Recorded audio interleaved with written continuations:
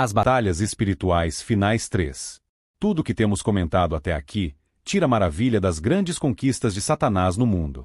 Quando você olha para o exterior e vê seu vasto império, e que pequeno ponto de terreno contém os súditos de Cristo, que amontoados de preciosas almas jazem prostrados sob este pé de orgulho do diabo, e que pequeno regimento de santos marcha sob a bandeira de Cristo, talvez a estranheza da coisa possa fazer você perguntar se o inferno é mais forte do que o céu, ou se os braços de Satanás são mais vitoriosos do que a cruz de Cristo. Não há tais assuntos. Considere apenas uma coisa, e você se admirará de que Cristo tem algum para segui-lo, em vez de ter tão poucos. Satanás encontra o mundo desarmado. Quando o príncipe do mundo vem, ele não encontra nada para se opor. Toda alma está disposta a ceder à primeira convocação. E se a consciência, governadora de Deus na criatura, destaca-se um pouco, todas as demais faculdades, como vontade e afetos, estão em um descontentamento, como soldados amotinados em uma guarnição, que nunca descansam até que tenham trazido a consciência a ceder, ou contra seu comando abrir o portão da cidade para o inimigo, e assim entregar traidoramente sua consciência prisioneira de suas luxúrias. Mas quando Cristo vem para exigir a alma, ele encontra uma resposta desdenhosa. Afaste-se de nós, não desejamos o conhecimento do Altíssimo. Não queremos que este homem reine sobre nós. Com o consentimento eles votam contra ele e se levantam como os filisteus contra Sansão, a quem chamam de destruidor do país. Não quereis vir a mim, disse Cristo. Ó, quão fiéis são os pobres pecadores à confiança do diabo. Eles não vão entregar o castelo que eles mantêm para Satanás até que seja disparado sobre suas cabeças. As vitórias de Satanás são de pobres almas ignorantes e sem a graça, que não têm braços, nem mãos, nem corações para se opor.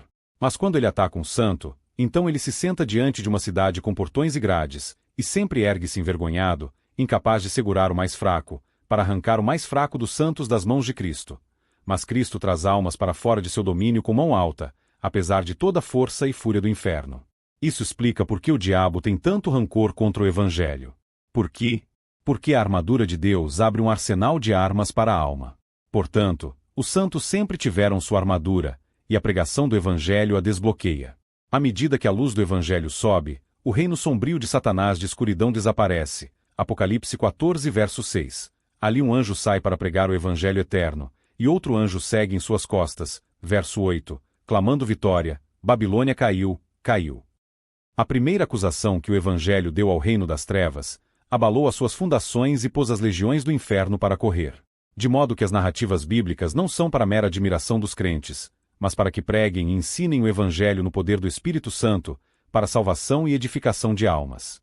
Os 70 que Cristo enviou, trazem este vívido relato de sua emboscada. Senhor, até os demônios estão sujeitos a nós por meio de seu nome. E Cristo responde, eu vi Satanás como um relâmpago caindo do céu. Como se ele tivesse dito, não é novidade você dizer-me, pois vi Satanás caindo quando te enviei. Eu sabia que o Evangelho funcionaria de onde viesse. E, portanto, não é de admirar que Satanás trabalhe para destituir o Evangelho, que o despoja.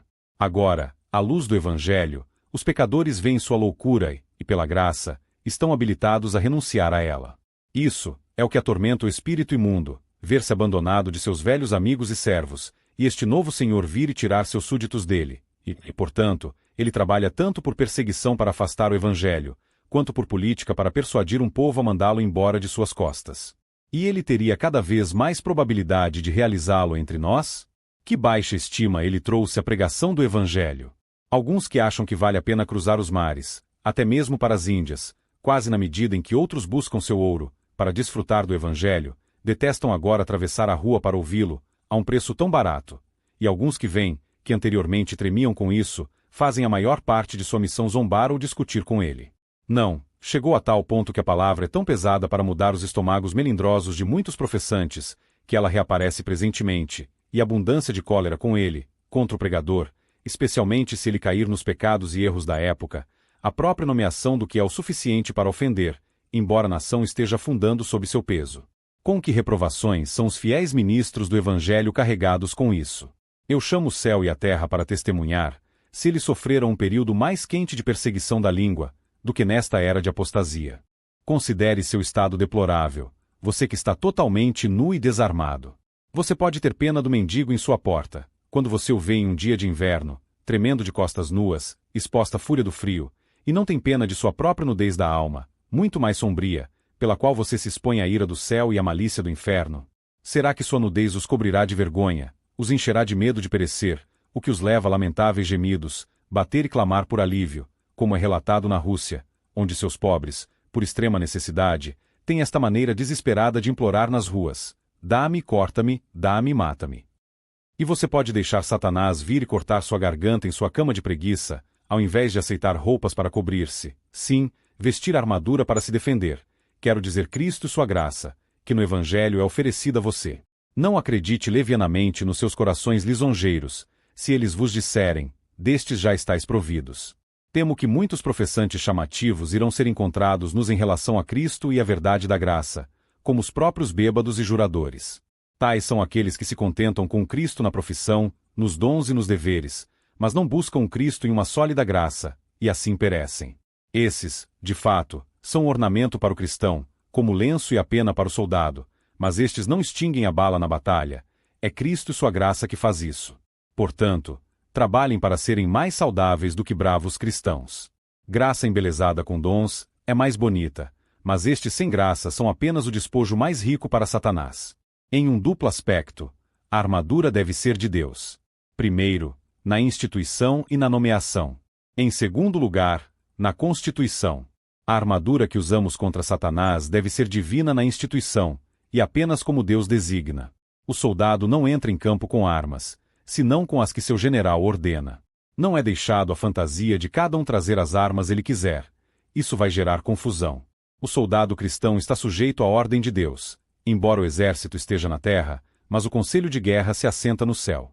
E aqueles que fazem mais, ou usam outro, do que Deus ordena, embora com algum sucesso aparente contra o pecado, devem certamente ser chamados a responder por essa ousadia. Deus é muito preciso neste ponto. Ele dirá: quem exigiu isso de suas mãos? Quem vai pagar a esse homem seu salário quanto ao que não é obra de Deus? Deus fala: os falsos profetas de Israel não lhes farão bem, porque eles não vieram por causa dele. Jeremias 23 verso 32. Então nem vão essas formas e meios de ajuda, que não são designados por Deus. Os pensamentos de Deus não são como os do homem, nem seus caminhos como o nosso, que ele usa para atingir seus fins. Os crentes carnais, que lutam em armadura carnal, 2 Coríntios 10 verso 3, usam armas ou meios que a sabedoria carnal do homem indica, e não os comandos de Deus. Quando Satanás tenta pecar, se ele não tem uma entrada pacífica, mas geralmente a resistência feita é carnal. A força carnal na qual repousam, sua própria, não há de Deus. O motivo é carnal, como o temor do homem mais do que de Deus, ao qual se diz: como farei isto e pecarei contra Deus?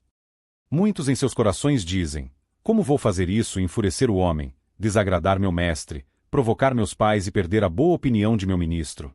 Herodes temia João e fez muitas coisas. Se ele temesse a Deus, ele teria trabalhado para ter feito tudo.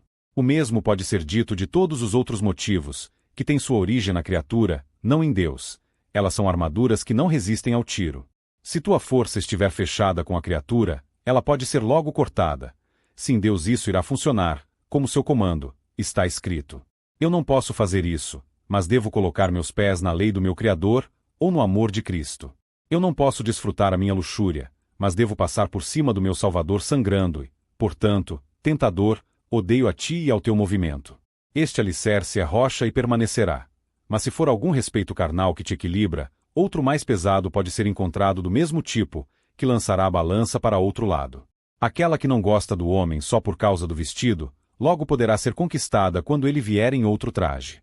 Satanás pode mudar de terno, e então sua boca será fechada quando seu argumento carnal for retirado.